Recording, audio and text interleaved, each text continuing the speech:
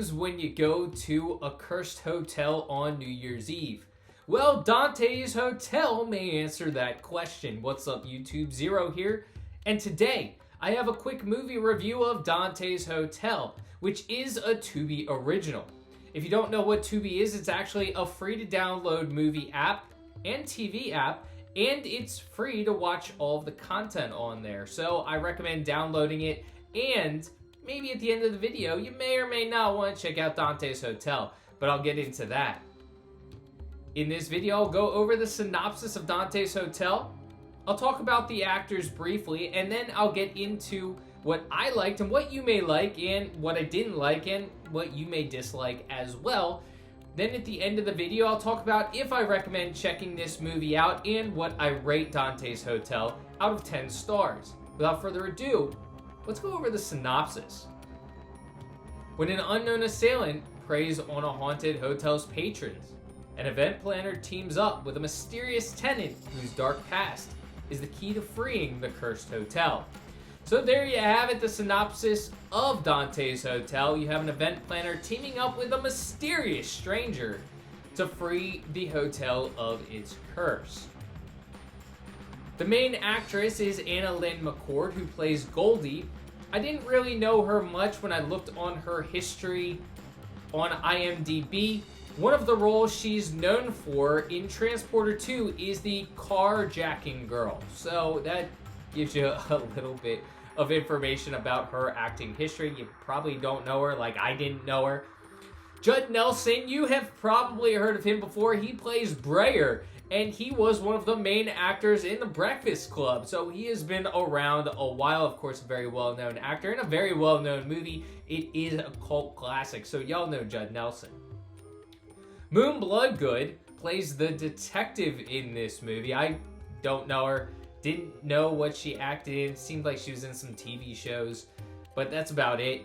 And then Ted Raimi, who has been around a while, he plays Emmett, and he was actually, for all of my video game fans, just in the Quarry video game that just released with David Arquette.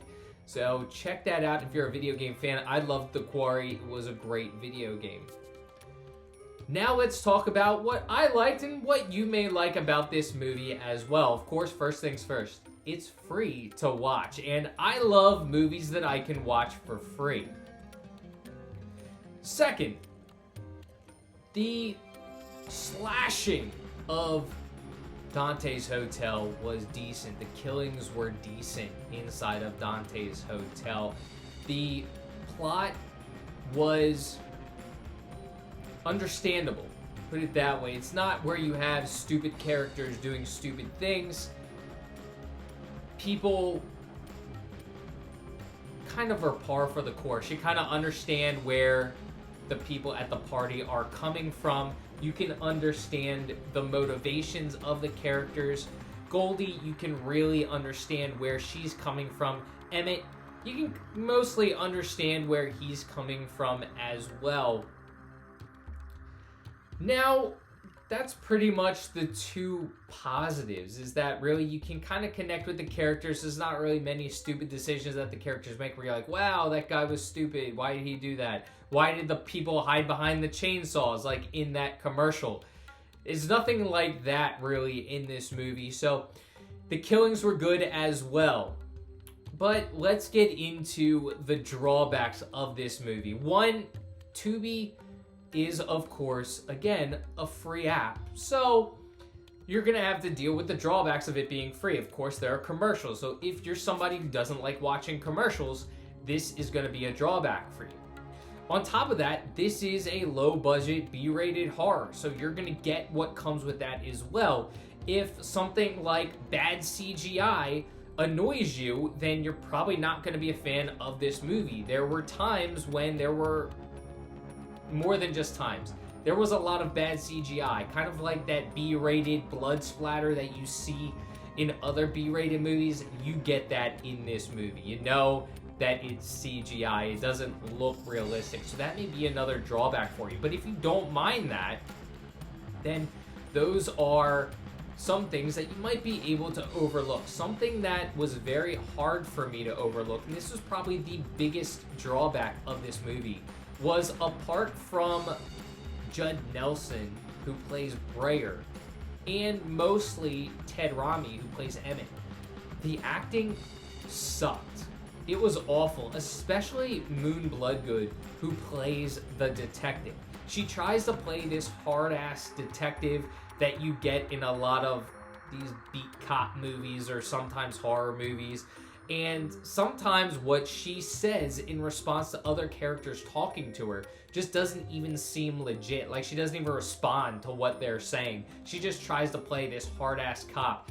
And it is really annoying. It's awful acting, and maybe in part that's some of the director's fault for not helping her. But it was just so awful that I really disliked her character in general. So that may be something that you don't like, as well as the acting really isn't great in this. But what can you expect from a B-rated horror movie? You kind of don't really get great acting from a B-rated horror movie. Again, you do have some decent acting at times, but there was also some times where it was really awful, and it really made me dislike parts of the movie.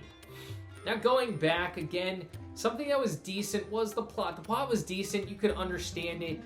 You have a New Year's Eve party at a hotel where people are trying to enjoy themselves, and they end up dying, of course. This is a horror movie. Something that I didn't enjoy was kind of the reveal. One, you can kind of predict it, and two, the connection to the name of the hotel. I'm not going to spoil it, but when they said what the connection to the name of the hotel was, I thought that was lame as well, and really just forced. Like, they really didn't connect why this was called Dante's Hotel in general, so that kind of sucked as well. So there were a couple of positives, a decent amount of negatives. Let's get into if you should watch this movie and what I rate this out of 10. Now, ultimately, it is a free-to-watch movie, and I thought it was okay based off of the plot, the killings, and somewhat of the acting, as well as the story being believable. But there were a decent amount of drawbacks. The CGI was awful, the acting at times were awful, and some of the connections and twists were just lame. Ultimately, I thought it was okay, maybe worth one watch, but I rate this a 5 out of 10. I'm not going to go back to it. I'm glad I watched it once to get the background of it, just to see it. It was a decent movie to watch once, but it's not one that I'm going to watch again. But let me know in the comments section if you've seen it and if you're going to check it out. I hope you enjoy the rest of your day. Until next time, stay spooky. Peace.